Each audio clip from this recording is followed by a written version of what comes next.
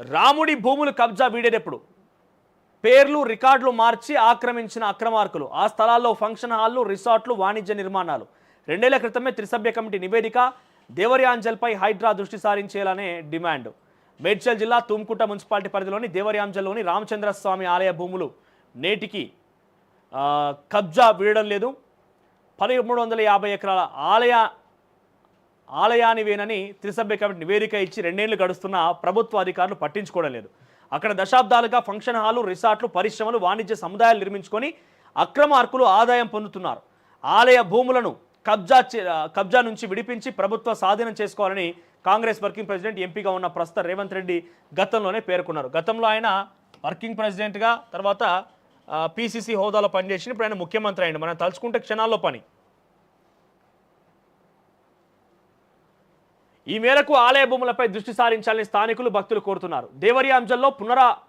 పురాతనమైనటువంటి శ్రీ సీతారామచంద్రస్వామి ఆలయం ఉంది నిజాం హయాంలో భక్తుడు ఆలయానికి 1530 ఎకరాల భూమిని వితరణ చేశారు దాన్ని ఆలయ భూమిగా రికార్డులో చేర్చారు ఇప్పటి వరకు ఖచ్చితమైన భూ రికార్డులుగా చెప్పుకునేటువంటి 1924-25 రెవెన్యూ రికార్డుల్లో 1531 ఎకరాల భూమి సీతారామచంద్రస్వామి ఆలయం పేరిటే ఉంది ఈ భూములన్నీ 55 నుంచి 63 639 641 సో ఈ సర్వే నెంబర్లో ఉన్నట్టుగా రికార్డులు చెప్తున్నాయి క్రమంగా ఈ భూములు కబ్జాకు గురయ్యాయి భూమి యజమానిగా ఉన్న సీతారామచంద్రస్వామి ఆలయం పేరు కాస్త సీతారామరెడ్డి సీతారామరావు ఇక చూడండి ఎంత దుర్మార్గం అంటే ఇక్కడ భూమి ఎవరి పేరు మీద ఉంది సీతారామచంద్రస్వామి ఆలయం అనే పేరు మీద ఈ భూమి ఉంటే దాన్ని ఏం చేసిర్రు సీతారామరెడ్డి సీతారామరావు సీతారామయ్య సీతారాములుగా మారిపోయి కబ్జాదారులు పేరు రికార్డులు ఎక్కినాయట ఆ భూముల్లో రిసార్ట్లు పరిశ్రమల నివాసాలు గోదాములు వాణిజ్య సముదాయాలు వెలిశాయి ఇక దేవరియాంజల్ ఆలయ భూముల వ్యవహారం నిగ్గు తేల్చాలని గత బీఆర్ఎస్ సర్కార్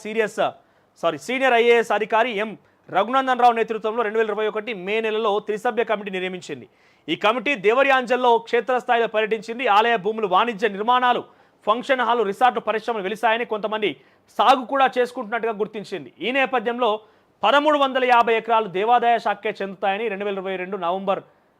ఒక త్రిసభ్య కమిటీ నివేదిక అందించింది 2 ఏళ్ళు అవుతుంది కమిటీ నివేదిక ప్రకారంగా 1350 ఎకరాల భూములు దేవుడి మాన్యమేనని తేలినా మరి వాటి ద్వారా రావాల్సిన ఆదాయం ఎటుపోతున్నదో అధికార యంత్రాంగానికి తెలియాలి ప్రస్తుతం ఆ భూముల్లో 130 ఎకరాల హకీంపేట్ ఎయిర్ బేస్ ఆధీనంలో ఉండగా మరో 800 ఎకరాల భూమి వ్యవసాయం చేస్తున్నట్టుగా రికార్డులో చేర్చారు అయితే ఈ భూములను కబ్జా చేసిన పలువురు నేతలు పెద్ద ఎత్తున గోదాములు వ్యాపార సముదాయాలు పరిశ్రమలు రిసార్ట్ ఫంక్షన్లు నిర్మించారనే ఆరోపణలు ఉన్నాయి వీటి ద్వారా ప్రతి నెల 5 కోట్ల మేర ఆదాయం అద్దె లేదా లీజు పేరిట వసూలు చేస్తున్నట్టుగా ఆరోపణలు వినిపిస్తున్నాయి వీరితో కుమ్మక్కైన అధికారులు నెలవారీగా మామూలు తీసుకుంటున్నట్టుగా ప్రచారం జరుగుతున్నది కొంతమంది చెరువులను చెరబట్టి రిసార్ట్లు ఫంక్షన్లు సైతం నిర్మించారు ఈ నేపథ్యంలో హైడ్రా ద్వారా ఆలయానికి చెందిన భూములను ప్రభుత్వం స్వాధీనం చేసుకోవాలని దేవాదాయ శాఖకు అప్పగించాలని స్థానికులు డిమాండ్ చేస్తున్నారు 1531 ఎకరాల భూమిని కాస్త ఇటీవల 2022లో సర్వే చేస్తే 1350 ఎకరాలకు పరిమితమైంది అంటే సుమారుగా 150-180 ఎకరాలు మొత్తం స్వాహా అయిపోయింది పోనీ ఆ 1350 ఎకరాలను చూద్దామంటే 150 ఎకరాల బేస్ హకీంపేట్ ఎయిర్ బేస్ ఉంది మిగిలిన 800 ఎకరాలు మొత్తం కూడా కబ్జా గురైపోయినాయి ఇక్కడ ఏమున్నది ఈ భూములని సీతారామరెడ్డి సీతారామరావు సీతారామయ్య సీతారాములుగా పేరు మార్చుకొని కబ్జా చేసిన వాళ్ళు కాస్త దాన్ని లీజుకి ఇచ్చి కొన్ని కోట్ల రూపాయల డబ్బుని సొత్తు చేసుకుంటున్నారట సో ఇకనైనా హైడ్రా అయితే ఏదైతే వచ్చిందో రంగంలోకి వచ్చిందో ఆ దేవాదాయ భూమిని తిరిగి దేవాదాయ శాఖకి ఆ దేవాలయానికి అప్పగించాలని చాలామంది డిమాండ్ చేస్తున్నారు మరి హైడ్రా ఎక్కడ ఉక్కుపాదం మోపాలి ఇటువంటి వాటి దగ్గర కదా సున్నంచెరులో గుడిసె కట్టుకున్నలను ఏదో తెలియక ఒక అపార్ట్మెంట్లో ఫ్లాట్ కొనుక్కున్నలను ఓ విల్లా కొనుక్కున్నలను ఏళ్ళు కష్టపడేటువంటి ఆ జీవితాన్ని మొత్తం కోల్పోయి కష్టపడి చెమటోర్చి ఉద్యోగ విరమణ తర్వాత ఒక చిన్న గుడారం ఏర్పాటు చేసుకున్న మీద గారు మీ ఉక్కుపారం ఉండాల్సింది రంగనాథ్ గారు ఇంకో ఇటువంటి వాటి మీద మీ ఉక్కుపారం ఉండాలి ఎక్కడెక్కడైతే ప్రభుత్వానికి సంబంధించినటువంటి ఆ భూములు కబ్జా గురవుతున్నాయి అక్కడ మీ ఉక్కుపారం ఉండాలి ఏదో చిన్న వాటిని